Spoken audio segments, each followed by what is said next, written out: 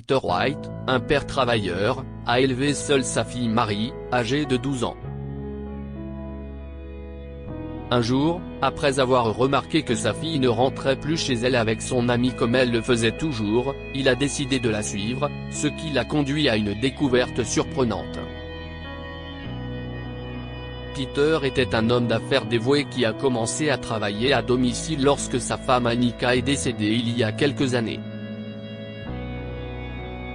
Il a décidé de tout faire depuis chez lui pour s'occuper de leur fille unique Mary et répondre à tous ses besoins. Bien que Peter emmène Mary à l'école tous les matins, elle rentrait généralement à pied avec son amie Anna tous les après-midi. Il s'asseyait alors sur leur porche, attendant qu'elle arrive. C'était toujours Mary qui rentrait la première, car leur maison était juste au coin de la rue d'Anna. Les deux filles saluaient Peter, et il leur répondait en souriant. Au cours du dernier mois, Pierre a remarqué que Mary rentrait toujours à la maison avec des vêtements sales. Il n'y a pas prêté attention, car il pensait qu'elle jouait peut-être avec d'autres enfants à l'école, sur le terrain ou dans la cour de récréation. Cependant, il a commencé à remarquer que Mary ne rentrait plus avec Anna, et que cette dernière arrivait toujours en premier.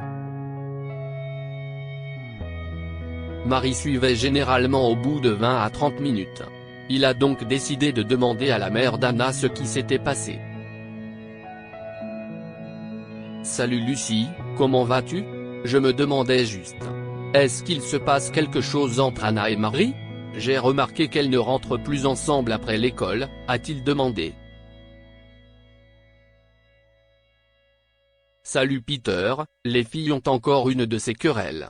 Tu sais, des trucs d'adolescente », a répondu la mère d'Anna. Cela ne semblait pas bon pour Peter, alors le lendemain, il a décidé de voir où Mary allait après l'école.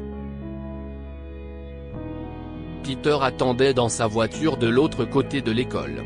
Il a aperçu sa fille Mary en train de partir et ses vêtements n'étaient pas souillés comme à chaque fois qu'elle rentrait à la maison. Il a donc démarré la voiture et l'a suivie lentement pendant qu'elle marchait. Après un moment, elle a tourné vers une vieille maison abandonnée et est entrée. Peter a rapidement garé la voiture et a couru vers la maison pour la suivre à l'intérieur où il a vu Mary s'approcher d'un homme âgé habillé en lambeaux. « Mary, éloigne-toi de lui », a-t-il crié. Mary a sursauté en entendant les cris de son père et a laissé tomber le sac de nourriture qu'elle avait apporté pour l'homme âgé depuis la cafétéria de leur école. « Mais papa », a-t-elle commencé à dire. Avant qu'elle ne se rende compte, Peter l'a soulevée du sol et l'a amenée à l'intérieur de la voiture. « Mary, tu ne peux pas entrer dans des maisons abandonnées et parler à des sans-abri comme ça. Et s'il t'avait fait du mal ? » a-t-il dit en colère. « Je lui ai donné à manger, papa.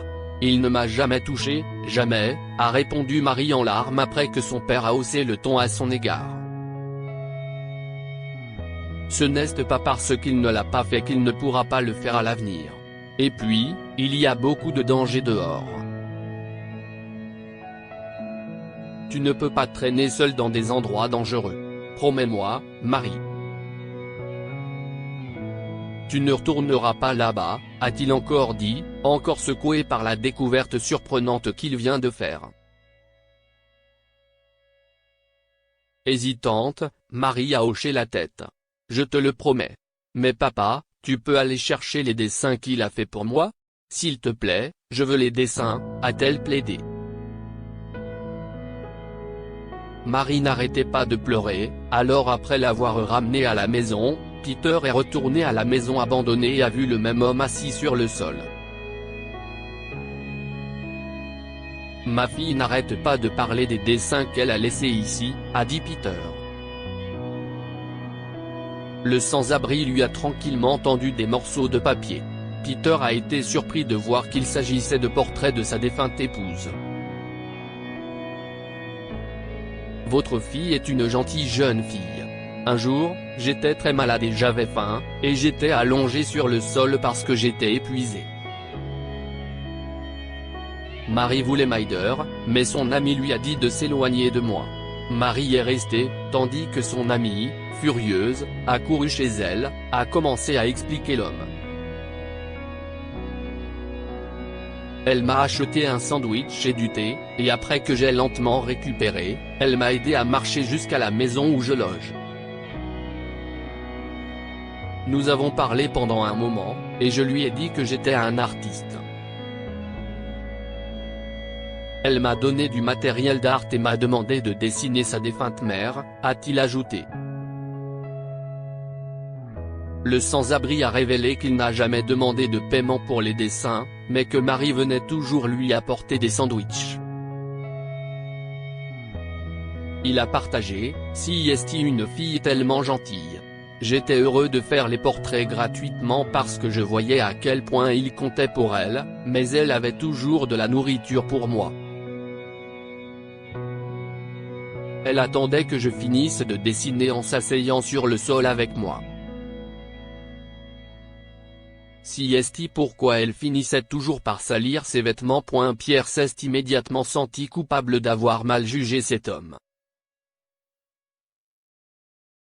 Il s'est rendu compte que Marie avait la nostalgie de sa mère et qu'elle avait trouvé un ami dans cet homme gentil qui lui offrait généreusement des portraits de sa mère. Je suis désolé de vous avoir jugé plus tôt dans la journée. Je pensais que vous prépariez quelque chose de mal, et je ne pouvais pas supporter l'idée de perdre ma fille.